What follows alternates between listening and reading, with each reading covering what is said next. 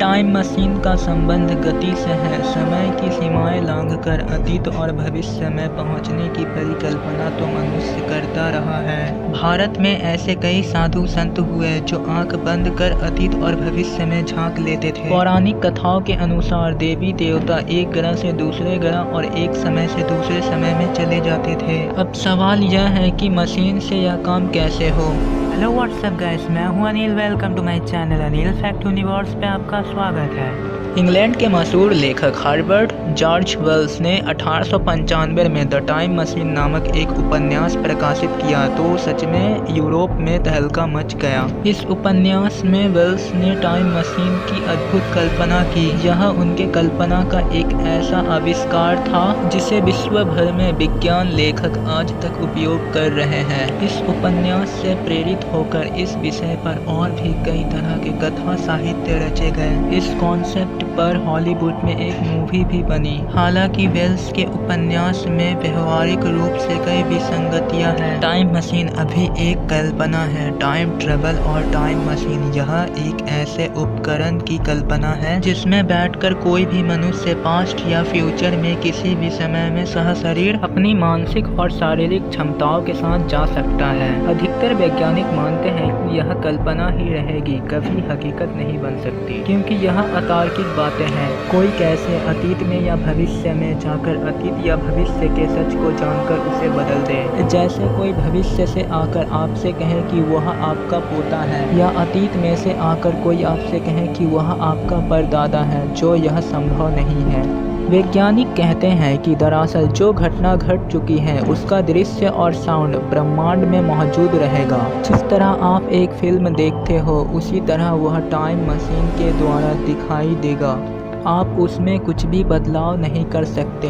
यदि ऐसा करने गए तो वह पार्टिकल बिखरकर और भी स्पष्ट हो जाएंगे। और दूसरा यह कि आप टाइम ट्रेवल से जो घटना नहीं घटती लेकिन जो घटने वाली है आप उसे भी देख सकते हो, क्योंकि सभी कार्य और कारण की श्रृंखला में बंधे हुए हैं। हालांकि विद्वान यह भी मानते हैं कि भविष्य को जानकर वर्तमान में कुछ सुधार भविष्य को बदला जा सकता है, लेकिन अतीत को नहीं। प्राचीन काल में संत कुमार, नारद, अश्वनी कुमार आदि कई हिंदू देवता टाइम ट्रेवल करते थे। और टाइम मशीन की कल्पना भी भारतीय धर्म ग्रंथों से प्रेरित है। आप सोचेंगे कैसे? वेद और पुराणों में ऐसे कई घटनाओं का जिक्र है। उदाहरण के लिए रेवत नाम का एक राजा ब्रह्मा के पास मिलने ब्रह्मलोक गया और जब धरती पर पुनः लौटा तो यहाँ एक 4 युग बीत चुके थे। रेवती के पिता रेवत अपनी पुत्री को लेकर ब्रह्मा के पास योग्य वर की तलाश में गए थे।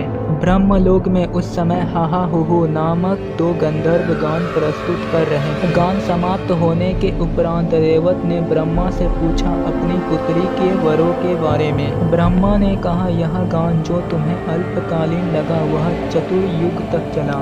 जिन वरों की तुम चर्चा कर रहे हो उनके पुत्र और पौत्र भी जीवित नहीं हैं। अब तुम धरती पर जाओ और शेषनाग के साथ इसका विवाह कर दो जो वह बलराम के रूप में अवतरित है। अब सवाल यह उठता है कि कोई व्यक्ति 4 युगों तक कैसे जी सकता है। कुछ ऋषि और मुनि सतयुग में भी थे, त्रेता युग में भी थे और द्वापर युग में भी थे। इसका यह मतलब कि क्या वे टाइम ट्रेवल करके पुनः धरती पर समय समय पर लौट आते थे? इसका जवाब है कि हमारा समय की अवधारणा धरती के मान से है, लेकिन जैसे ही हम अंतरिक्ष में जाते हैं समय बदल जाता है। जो व्यक्ति ब्रह्मलोक होकर लौटा उसके लिए उसके मान से 1 वर्ष ही लगेगा, लेकिन अंतरिक्ष के उत्तक 1 वर्ष में धरती पर 1 युग बीत गया। बुध ग्रह पर तो 4 युग बीत गए होंगे, क्योंकि बुध ग्रह पर 1 वर्ष 88 दिन का ही होता है। अब हम टाइम मशीन की थ्योरी को समझते हैं। पहले यह माना जाता था कि समय निरपेक्ष और सार्वभौम है, अर्थात सभी के लिए समान है।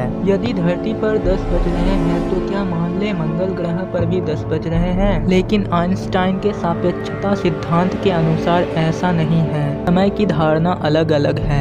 आइंस्टाइन ने कहा 2 घटनाओं के बीच का मापा गया समय इस बात पर निर्भर करता है कि उन्हें देखने वाला किस गति से जा रहा है।